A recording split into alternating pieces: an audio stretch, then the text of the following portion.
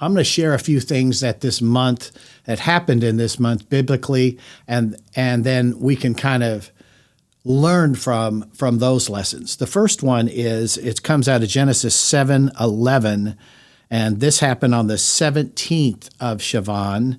And according to Jewish tradition, the flood during the days of Noah, the flood began.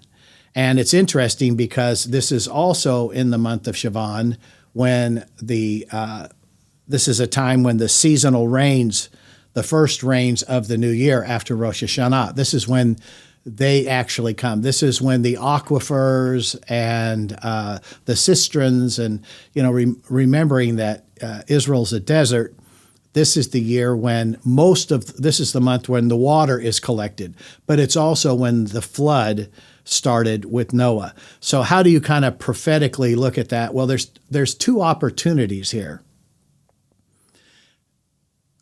Rain is symbolic of prosperity, life, and growth.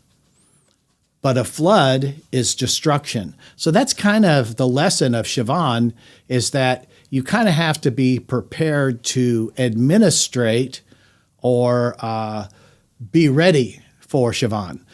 To give you an example, when you're building a house,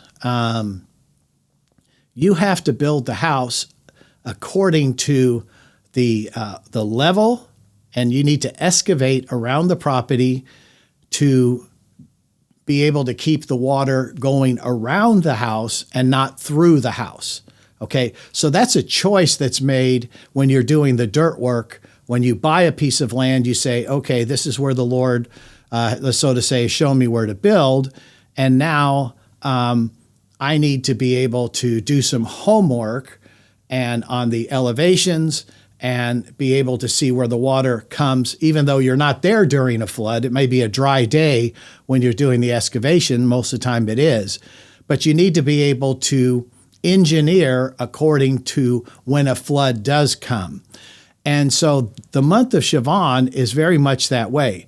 You have received the awakening at Rosh Hashanah. You had the 10 days of awe to sanctify. You received the sealing of the redemption on Yom Kippur. And now you go into Sukkot to where you renew your covenant with God. So now it's time to go. So when you're going, you need to anticipate that whatever you're going to build spiritually in your life, you need to be able to say, I need to be prepared for the spiritual warfare of potential floods.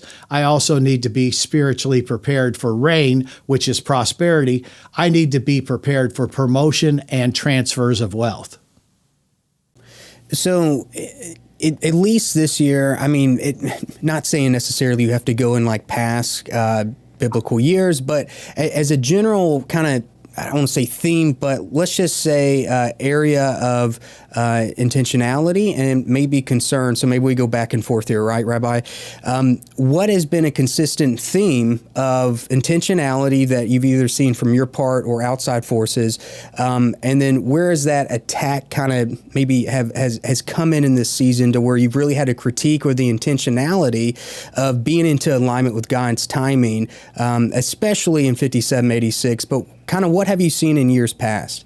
Well, there are two other things that happen in the month of Cheshvan is when it's the finishing of the first temple, Solomon's temple, and that's in 1 Kings 6:38. So the actual dedication of it was delayed until the month of Tishri, but the temple was finished.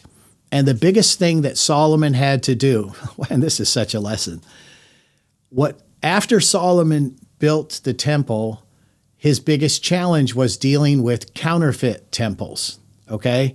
So there was people that were saying, no, we're going to build a temple, and they're counterfeit. And this is a month where you need to make sure that you're building something that's really from the Lord and it's authentic to your calling, your identity, and your purpose. And so, and I would say, this year, the biblical year, 5786, 6, the number of man or humanity, I think the Lord I had a conversation just driving into the studio here in Oklahoma with a pastor friend of mine, and he asked Daryl a very similar question. And I said, what's happening right now is the Lord is rooting out. One of the other things about a flood is a flood will expose the roots of trees that are along creeks and rivers. And I think right now there's an exposure happening. You see it in our government. There's an exposure of issues that were root issues that were covered up and kind of ignored in the past. Now they're being brought forward. Well, the same thing's happening to you and I in the Spirit. That's why it's so important when we have these months of Teshuvah, which we just came out of, that we have an understanding that the cleansing and the sanctification and the repentance and the forgiveness is for our protection. It's not like to shame us or to bring condemnation.